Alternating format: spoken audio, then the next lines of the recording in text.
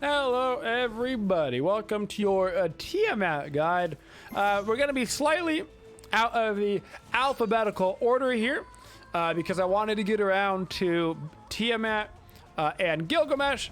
The Persephone guide itself is on hold until after her patch goes live. No point to do a Persephone guide to a old kit. And so we're going to be knocking out a couple of these other guys as well, since we're going to be knocking out Persephone once she goes live with her new kit as well. So we're just going to kind of knock out a couple of these fun side new gods that we were kind of past by the time we started doing the god guides and stuff. So what we're going to do is we're going to go ahead and grab ourselves our conduit gem on Tiamat, as well as our tier 1 penetration item, going into, of course, our Spear of Desolation or a Divine Ruin if the team were to end up having healing. We're going to grab our 1 here at level 1. This is our main form of clear on Tiamat, and it is going to be the ability that we rank up first. In our stand up stance, this is going to be our lane clear. In our on all 4 stance, this is going to be our cone-based attack in front of us that allows us to have 2 times buffs. So if you've ever seen Tiamats running around with 2 buffs on them, that's because you can use the 1 in Tiamat's on all ground stance, and she will be able to eat a buff, which is separate than picking the buff up. So you can pick one up regularly, and you can eat one with your cone on your all 4 stance. At level 2 on Tiamat, always get the 3-second. This is your getaway skill. It is your stance switch. It switches you to your other set of abilities, but we get it on Tia because it is our getaway skill. So I can have a leap from standing to all 4s, or if I'm already on all 4s, this will actually be a small dash backwards. A lot of people tend to get the 2 so that they can have the damage from it and the stun, but you really want to make sure you have that getaway skill. Now that I've made sure of all that, I can actually go in quite hard right here and go for a little bit more damage. So my 2 in our standing up form is going to be a stun.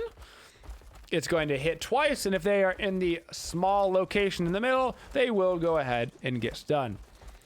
On all 4s, this is going to be a slow-moving knockup.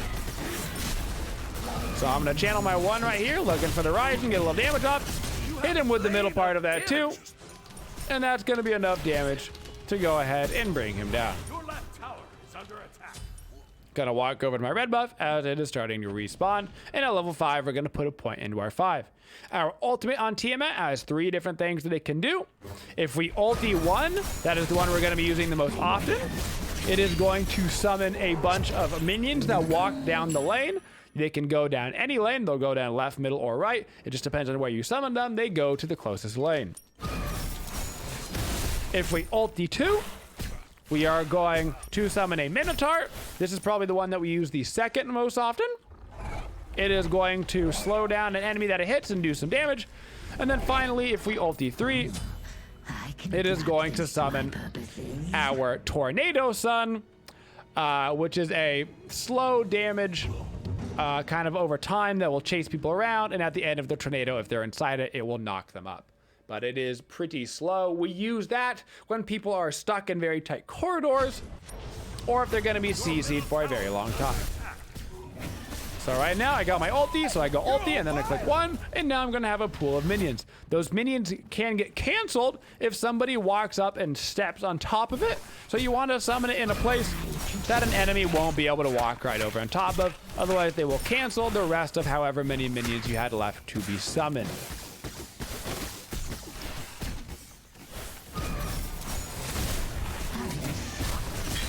And finally on Tiamat, our passive, we get a little bit of sustain built into our kit, so we've got a little bit of heals. While in flying stance, you heal from nearby ally enemy deaths, less from minions, and ground stance, you gain 5 hardened scales. Those hardened scales give you mitigations. Athena dashed in at me, so I'm going to go ahead and dash right on out. Those mitigations you can see here from these scales are gonna make me tankier and harder to kill while I'm in that ground stance. Got myself a couple of wards, as well as our Shoes of the Magi, and our ultimate in this stance is going to grant us CC immunity. It is AoE damage around us, and it is also going to be a bleed, and it will help us gather up our scales, so we can get tanky right off with it. Now that we've kind of gone through Tia's abilities, she was kind of a newer character, so I want to do a little bit more in-depth review of her abilities compared to just like some of the other guides. So our official level order is going to be 4, 1, 2, 3. Level up the ulti whenever you can. Level up the 1 whenever you can. Then the 2 and then the 3. The reason why we do it that way is because our 1 is our lane clear, so we want to get it ranked up to max. We rank up our ulti because this is going to lower this CDR and all of our action. Then we get our 2, it's going to lower the CDR, give us more damage. And finally our 3. This is our stance switch, but we're going to talk about the most important part of Tiamat and what makes it, I think, really hard for people to play her. And that is that Tia is the first stance switcher in Smite that you don't necessarily want to just stance switch. It seems counterintuitive, and I think it's very hard for newer players of Tiamat to kind of grasp. But as a Tiamat, you're probably going to be in the mid lane. She's much better in the mid lane than anywhere else.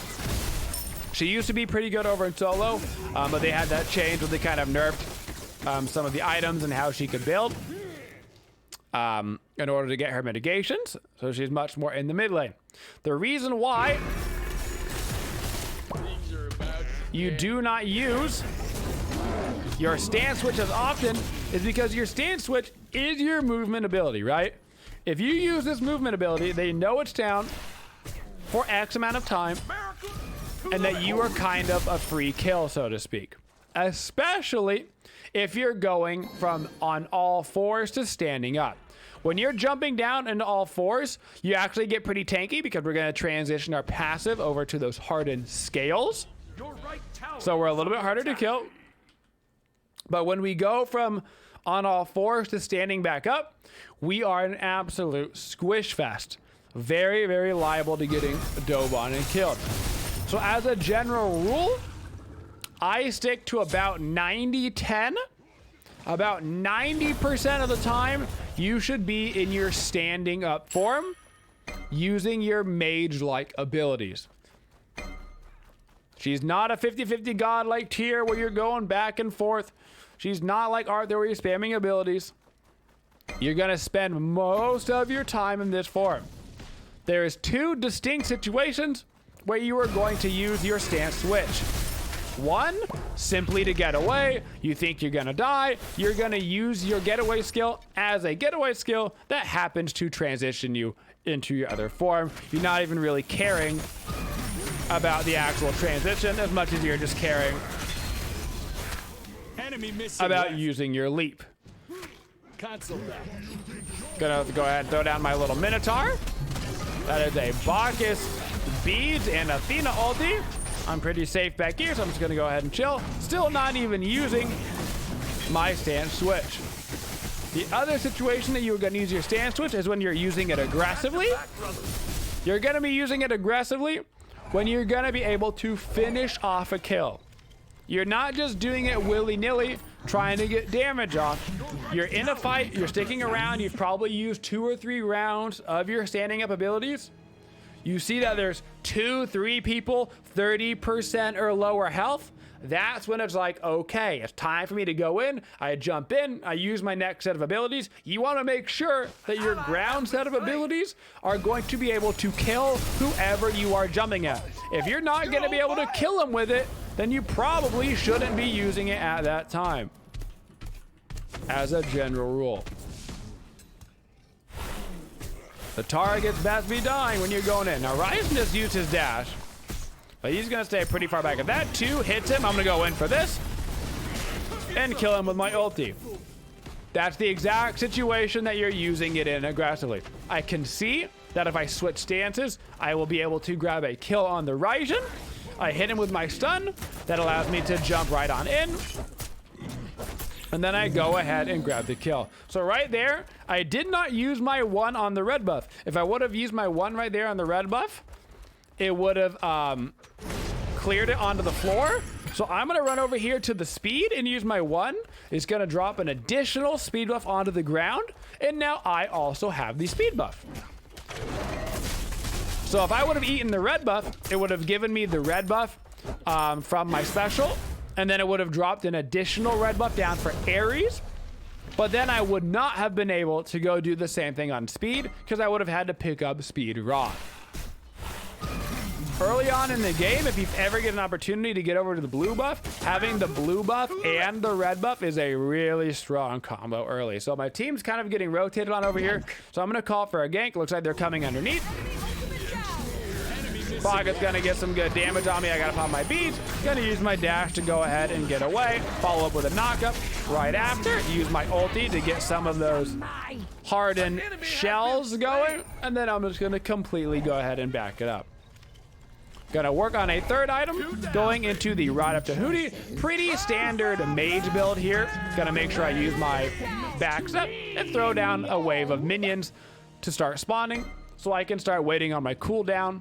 Those are gonna go right down into that solo lane. The reason why we get Conduit Gem on Tiamat is because of the late game. One, in the early game, it's nice for her just to have a little bit of extra clear. Tiamat doesn't have the best clear, but it's certainly not the worst either.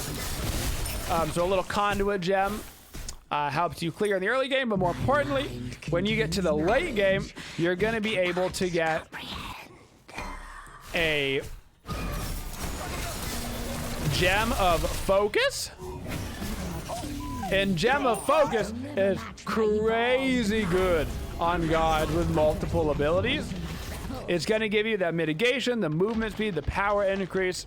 So we love the Gem of Focus on Tiamat because she's got so many abilities. Really easy to keep that up during a fight. For our standard ability combination on Tiamat, it's going to be really simple. We're going to be starting off typically on a target with our 2. So we're going to be throwing out that stun. The second we throw out that stun, we want to be confident we're going to hit it. So we're going to start trailing our 1, and then we just use our 1. Just a little 2-1 poke, 2-1 poke, 2-1 poke. Be right back. If you want to get extra fancy with it, and if you have a harder time hitting your stun on Tiamat, not the easiest ability in the world to hit because you got to hit that center part of it, right, in order to get the stun effect.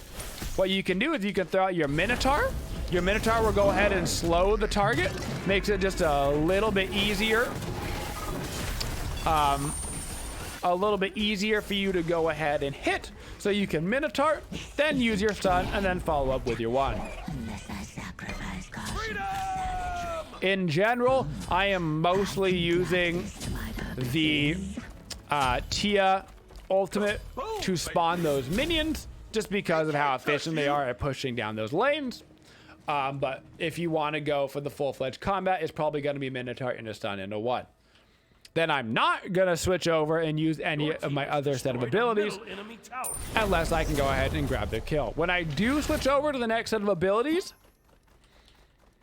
you've basically got 2 options. You can start off with your ulti in order to get those hardened shell stacks going and get yourself tanky, get that damage off right away, or you can save it for the CC immunity. The CC immunity part of that ability is really important. So if you're going against a team with a lot of CC, particularly a god like an Ares or somebody that's going to pull you, you're oftentimes going to want to go ahead and just hold out on it and save it for that CC immunity, because you do not have any in your standing up form. As far as Tiamat as an actual god goes, she's definitely a late game focused character. Her early game is not bad, but it's definitely not the best. She is looking to farm, kind of just chill out, get your build going, and get into the ultra late game. The later the game goes, the better it is for Tiamat. She is probably the best late game mage in the game. And a lot of that comes from things like split push potential with her minions, which we have seen be very, very effective in the SPL.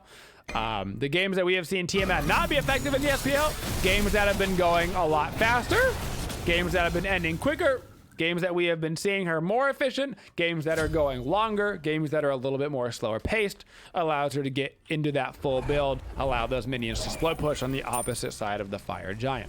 Which brings up another point. Right now, it doesn't really matter where you're summoning the minions, you're just trying to get them out there into the world. Later on in the game, you want to summon them in the lane farthest away from fire giant. You want them pushing down that duo lane. The reason you want that is because if you're gonna go be contesting the fire giant, you want them to have to worry about the lane farthest away, so they have to send somebody over there to deal with it. Otherwise, unironically, those Tia minions combined with regular wave minions will go down and take a Phoenix on their own. And who wants to lose a Phoenix to minions? That's a disaster. I'm going to rotate over here towards this left lane. I'm going to go for a little gank here on the left lane. Got my Tiamat minions pushing down that mid lane. I should be able to catch right on down to this Medusa. I do hear an Athena ulting over, so I got to be a little bit careful with that. Going to go ahead and throw down my 2 for the Minotaur. Going to slow down Medusa just enough for me to grab the kill. I am not going to switch stances. I see that the Bacchus is pretty low over here, so I'm going to run towards him. I'm going to try to get myself over towards this Bacchus. I think a Ryzen might be heading this way as well, so I've got my finger on my actives. I can actually hear the Ryzen. Looks like he's trying to help his friend Bacchus right on through. Going to go ahead and try to use my... I'm not going to use nothing right now because I'm getting feared out my brains. I was going to try to use my Minotaur right there to slow the Athena. I know that her... beads are down, so I'm going to go ahead and try to get over here. Unfortunately, not going to reach him. Another thing you should know about the Minotaur will follow somebody into the ends of the earth. The Minotaur is extremely good at following people. He lasts for like 40 seconds or something stupid, until unless they want to sit there and kill him, he will give you vision and continue to be a very large annoyance for the enemy team. Be careful. For our next item, we're going to be getting ourselves a Soul Gem. Soul Gem, in my opinion, is a mandatory item on Tiamat. Because she has so many abilities, she can proc Soul Gem so easily and so many times within one fight, which is not only good for you, but is, of course, good for your team as well. 2 legs aren't nearly fast enough. Bacchus trying to catch up to me right there, so I go ahead and just safely jump myself away. Once again, not going to actually eat this buff, because what I would prefer to do is to go eat a different buff and actually gain the effect from it. So I'm going to try to get myself all the way over to that blue buff for when it respawns, so I can go ahead and grab that enhanced blue. That way I'll have the enhanced fire and the enhanced blue. Perfect. I got to rotate over to the right anyway, because my solo laner is getting dove. And then afterwards, I'll give myself a bonus little blue snack. So my goal right here is going to be try to kill this Colin. Going to start channeling my 1. It actually looks like Bacchus is tanking the tower, so I should be able to grab a quick kill onto the Bacchus beforehand. Not going to switch to my next stance. I'm going to stay in this stance, get all my damage out. This is where the majority of my damage is going to be found anyway. Now I'm going to stance switch so I can eat that blue buff, grab myself that enhanced blue, and now I've got myself that bonus CDR, which is going to help lower the cooldown of my dash once again as I head back to the mid lane. So this right here, this next play right here, the most dangerous thing you can do on Tiamat, right there, using that ability when you're on cooldown. That's the #1 time that you are susceptible. You preferably would not have to use that ability around the enemy team, so that way they do not know. The second they see that, it's a giant beacon to come kill Tiamat while she doesn't have a getaway skill. Okay, now we're going to get ourselves our Soul Gem so we can get some of those heals proccing, and I'm going to save the rest of my money to rank up my Conduit Gem into that Gem of Focus. For Tiamat's matchups, she doesn't have any bad matchups for herself. She's got CC immunity built into her kit. She's got a good burst. She's got good poke. She does have a weak spot. That weak spot is objective secure. She is one of probably the worst objective securing mages in the game. It is absolutely the thing that she sucks at the most. So you do have to be careful with Tiamat to make sure that you're not just giving away your objectives. So right now, I'm going to play it back through these walls. All of my abilities on Tiamat can be used through walls. So they are my friends. And I'm just trying to keep a nice little distance between me and the enemy team. I got to jump away from the Athena, who is coming in on me. Your left tower has been destroyed. Gonna move my way towards this red buff really quick. I'm actually gonna try to eat it just so my team could have a red, but we didn't get to eat off quite in time before it died. And now I'm chilling back again. Gonna throw down some minions over to the left-hand side. So hopefully they go spawn and help our Heim. Hopefully that's close enough to him. And it is going to be, so they're gonna go over towards that dual lane. So you can see there were so many people there. There was so much action, but I wasn't jumping in with my 3. I'm utilizing the walls for my positioning, using my abilities through them, and keeping myself a nice distance. Tiamat's upper stance form almost plays kind of like a Thoth, where you just want to keep a nice bit of space between you and the enemy team. Gonna throw down some minions over in the mid lane, so they start pushing in the mid lane as well. But like I said, Tiamat doesn't really have any strong god counters. There's nothing that really wrecks her. But she does struggle in the objective securing department, and that also means the objective stealing department. That is not her forte. She's much more of a team fighting god than she is a burning god. So if you're gonna go do the fire giant with a Tiamat, you best make sure that their mage is dead. Ryzen is not a particularly good objective secure as well, but if I had to secure an objective, I would rather have a Ryzen on my team than a Tiamat. But now that we got pretty much their entire team dead, now we can go ahead and walk ourselves right over towards the Gold Fury.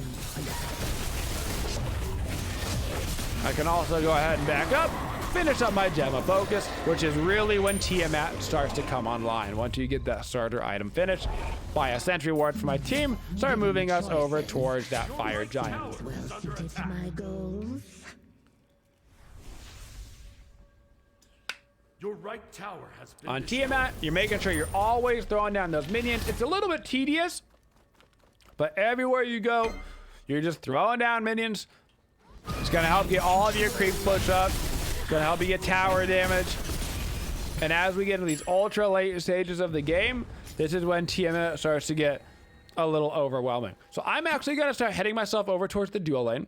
And I'm going to start throwing down some minions. We got Oni creeps here. So I'm going to give them some bonus Tiamat minions on top of that. And I'm going to try to get 2 to 3 of my Tiamat spawns over here in the left lane. I'm going to call for a defend fire giant just because we don't know where a lot of people are. I've moved myself all the way over towards this Medusa. We should be able to grab a kill into him. Gonna throw down another wave of Tiamat minions. They've got Oni is in right. We've got the creeps in left. And now we've got all of these creeps to go ahead and work with over here. Now they're gonna have to come deal with all of these creeps, or they're gonna lose themselves a Phoenix real quick. I still got my Heim with me. Half their team isn't here. Just gonna work on clearing the wave. Gonna use my ulti 2 for the Minotaur, slow down that Ryzen, which is gonna make him slower to make it easier to hit him with my 2. And it looks like we are probably gonna be able to grab this Phoenix here. Tiamat minions doing such a good job of just tanking that Phoenix for me. Your team has destroyed a left And just like that, we take ourselves Gank. a Phoenix with the help of Oni creeps and the Tiamat minions. Now Bogus is over here somewhere. I don't want to chase him for too long, so I'm actually going to walk up to this Ryzen and Athena. Quick tip as well, on Tiamat 1, you have to let this channel in order to get a full burst off. So at points 3 and 5 in this ability, you are going to get extra, basically orbs that do the damage. and you can see the targeter actually channel up to let you know that it's ready. So if you look down at the actual ability, when I go to fire it, it'll channel up, and then when it's ready, the whole thing glows up. You can pop it early. It'll do less damage, but if you just need to do one quick damage, you can go ahead and start it and then pop it, and it'll just fire out 1 or 2 or 3, depending on how long you've let it channel for. And you do not have to let the thing channel the entire time. So right now when I'm channeling it, I'm waiting for it to light up, and then I'm popping it immediately. It does not have to channel for the full thing to do full damage. Gonna go ahead and throw down my Minotaur again to slow down some of these boys, and I'm gonna use my big old Tiamat 1 damage to grab me some kills. So once again, because we were kind of in the middle of team fight while all that was happening, throw down some minions. The Tia 1, watch how long I can channel it for. I was full charge there for about a full second. You do not have to wait for the entire charge. It's a very weird ability. All you have to do is wait for it to glow. The second it's glowing, you click again, you can fire it. That is full damage on the ability. You don't have to wait for that like extra second of delay time. That doesn't actually do anything, but you can wait. If you're channeling and you need to get in range of a target and they're just out, then you can let the whole thing channel so you can try to actually get in range of the damage and not missing the ability. Now that we're shoving over in right lane, we're gonna have some Tiamat minions with us. We still got a power play, we got a couple of people down still. So what we're gonna wanna do is we're gonna wanna grab this Phoenix, then we're gonna wanna back out and go spend all of our cash. Meanwhile, I'm throwing down Tiamat minions every single time that it comes up. So I'm just gonna completely back up here. I've got 4K to spend. I want to get myself one more item. I'm going to grab myself an obsidian shard here, and I'm going to rank up my actives. I'm also going to get a potion of power. Feel like this game is probably going to be over within the next 5 minutes, so I'm not going to worry about saving up for a 6th item. Just going to go ahead and grab that red pot. Throw down those minions, so we start getting Tiamat minions going down that mid lane. Ob shard just going to give me more percent pen. Percent pen from the Ob shard plus the Rada Tahuti going to be plenty for me. And that way, even the tanks will take a lot of damage. Call for the attack mid lane. We got Fire Giant for 2 minutes. We should be able to go ahead and run it right on down. Another great way to utilize Tiamat minions, if you're not winning, is to use them to shove up the lane that has the fire minions. So let's say that your left Phoenix went down and you need to defend the Fire Giant. Well, you can go ahead and throw down those Tiamat minions so they can start fighting against those creeps. Now, I look like I'm about to get dove here, so I'm going to try to use as many abilities as I can before switching over. Gonna follow up on that Ares knockup, or that Ares pull with my 2. Now, I'm going to be careful going back into my standing up form. Make sure that we've got mostly dead people around me, so that way I cannot get capitalized on. You can see it is very difficult to kill a Tiamat. Soul gem heals plus the gem of focus, tankiness, plus the tankiness that you get from your scales in that bottom form make you very difficult to kill, especially if you are not being greedy with your stance switching. So takeaways from the Tiamat: use your minions. That was actually a hilarious fear. Cost my 2 behind me. Use your minions, munches and bunches down the lane. They're gonna give you XP. They're gonna be super annoying for the enemy team. And as much as you would like to be stance switching over and over and over and over and over and over and over and over again, Tiamat is not the character to be willy-nilly going back and forth in stances. You only want to be using that leap when you have to get away, so you're using it as an actual getaway skill, and when you want to finish a kill, preferably when you're going to finish a kill and be able to get away, or finish multiple kills if you're not going to be able to get away, guys. And that is our Tiamat mid lane.